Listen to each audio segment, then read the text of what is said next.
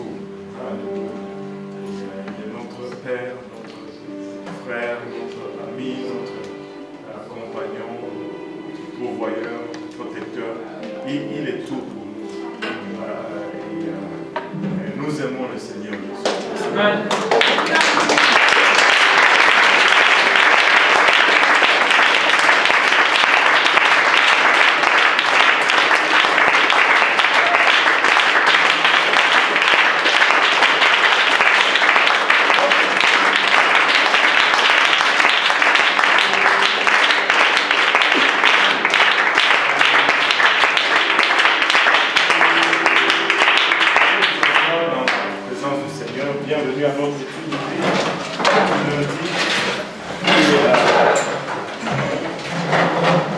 Il y a beaucoup d'absents, probablement les examens.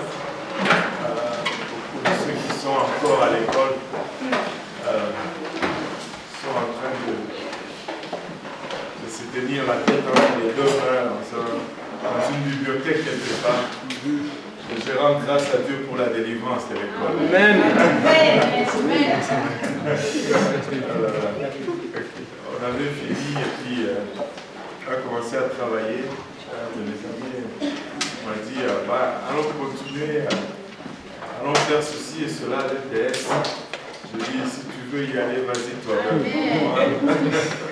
Moi je suis correct. Et, le Seigneur est bon, n'est-ce pas? Content de voir tout le monde ici. Nous avons quelques visiteurs qui sont là pour la première fois. Nous avons peut-être le frère Alex. Alex.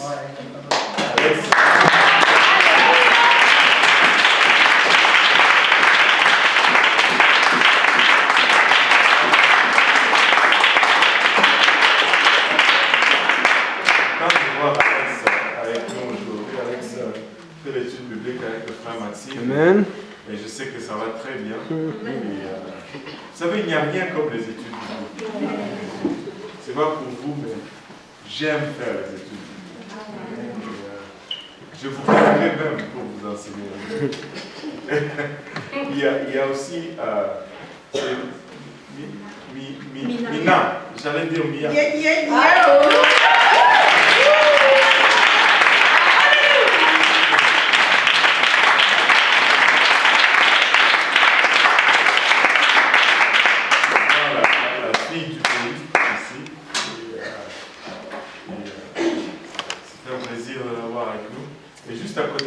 Je pense que c'est la première fois aussi.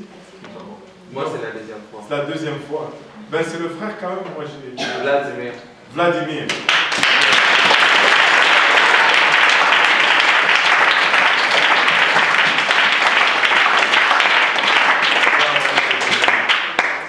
Et bienvenue également à tous les réguliers. Et le Seigneur est bon, n'est-ce pas? Il est en train de faire des grandes choses. Nous étions en train de parler de Joseph et je ne me rappelle pas exactement où nous étions arrêtés. Je pense qu'il était déjà établi prince. Pardon? Ah bon, là il était en train d'aller en prison. Mince. Pauvre Joseph. Je pensais qu'il était déjà en prison et qu'il sortait déjà de la prison, mais bon, on va les jeter en prison ensemble alors. Alléluia.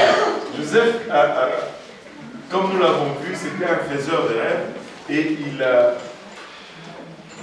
j'aime l'histoire de Joseph parce que c'est vraiment le type de Jésus-Christ. Un des images de Jésus-Christ dans l'Ancien Testament, nous le retrouvons dans la personnalité de Joseph. Pour juste être bref, il était un faiseur de rêves et non seulement il était un faiseur de rêves, mais il parlait peut-être un peu trop. Donc il racontait ses rêves à ses frères, ça lui a amené des troubles. Ses frères l'ont jeté dans un puits finalement pour le vendre aux Ismaélites qui descendaient en Égypte et eux l'ont vendu à leur tour à Potiphar. Là, il s'est retrouvé esclave dans la maison de Potiphar. Bien sûr, tous ses rêves et ses ambitions devaient être remis en question parce que ces circonstances ne concordaient plus avec les promesses qu'il avait de la part du Seigneur. Écoutez, laissez-moi vous rappeler encore une fois ceci. Les promesses, l'accomplissement des promesses de Dieu dans nos vies ne sont pas déterminés par nos circonstances. Ils sont déterminés tout simplement par la parole de Dieu et notre volonté à marcher selon les voies qu'il ouvre devant nous. Des fois, nous nous mettons nous-mêmes hors des promesses de Dieu. Les promesses de Dieu, très souvent les gens pensent que si Dieu l'a dit dans ta vie, ça doit nécessairement arriver. Non, mille fois non. Les promesses de Dieu, c'est la révélation de l'intention divine pour toi. Mais il faut que tu remplisses les conditions, parce que toutes les promesses de Dieu vont venir avec une condition.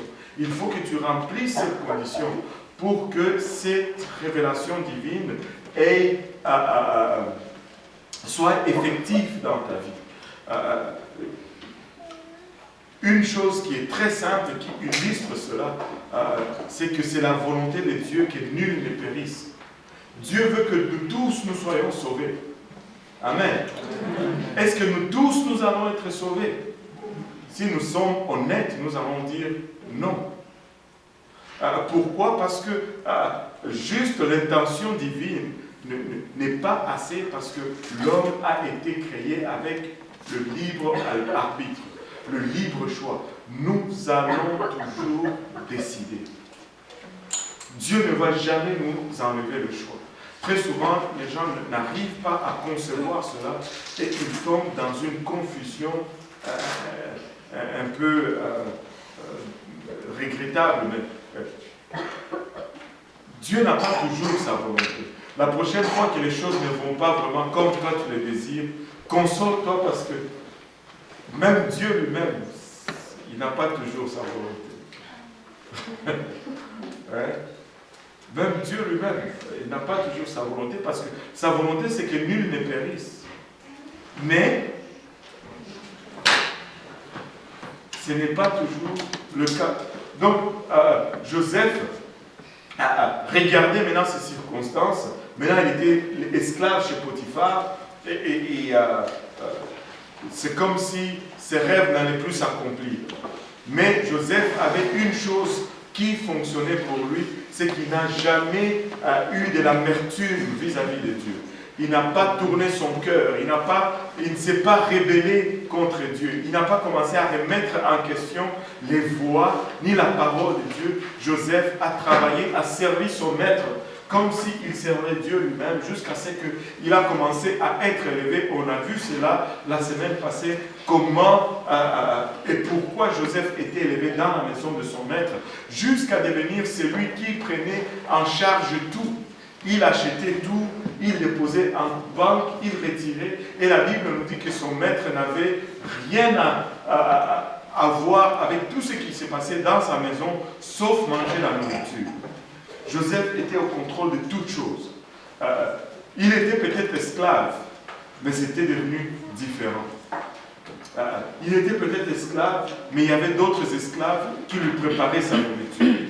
Il était peut-être esclave, il y avait probablement d'autres esclaves qui arrangeaient peut-être sa chambre. Il a été élevé là où il était. Et ça doit être vraiment le témoignage de tout enfant de Dieu. Un enfant de Dieu ne doit pas être paresseux. Si Joseph a été élevé, ce n'était pas parce qu'il était beau. Au fait, sa beauté a été un handicap. C'est parce qu'il était travaillant, c'est parce qu'il était soumis. Une des façons, écoutez-moi, étudiants, écoutez-moi, futurs travailleurs, écoutez-moi, vous qui aspirez à un poste quelconque. Le patron, c'est le patron. Et toi, tu es là pour le servir. Quand tu es au travail, tu fais ce que ton patron dit. Et à l'école, respecte ton professeur. Tu n'auras jamais de problème. Tu n'auras jamais de problème. Tu seras toujours les chouchous de prof. Et c'est bon que d'être les chouchous de prof. Aujourd'hui, c'est mal vu. Je ne sais pas pourquoi. On dit, ah, lui, c'est le chouchou du prof. Non, je veux être le chouchou du prof. Vous ne voulez pas? Amen. Sandro, tu ne veux pas être le chouchou du prof? Bon. Aïe, aïe, aïe. Il faut être obéissant, il faut être gentil, il faut être... Ça t'attire la faveur et la grâce de ceux qui sont en autorité. Ils ont un pouvoir sur toi. Et quand tu es du bon côté, ça t'évite les châtiments, ça t'attire la grâce. Ça ne coûte rien d'être gentil, d'être bon. Je ne sais pas d'où ça vient, mais ce silence semble dire qu'on a touché un point sensible. J'ai envie juste de rester là pour un moment. Que les choses soient claires. Que les choses soient claires. Je vais vous donner un exemple. Je me rappelle, quand j'étais en premier secondaire, on avait notre prof d'histoire, c'était une dame, elle s'appelait Niemba. Mais elle était très sévère. Et beaucoup de jeunes, des étudiants, des élèves, profitaient du fait qu'elle était très sévère et qu'elle s'énervait assez facilement de la déranger et tout cela. Mais moi, j'étais toujours au premier banc. Ce que madame disait, c'est ce que je faisais. Et je vous dis, je n'ai jamais eu de problème avec madame Niemba.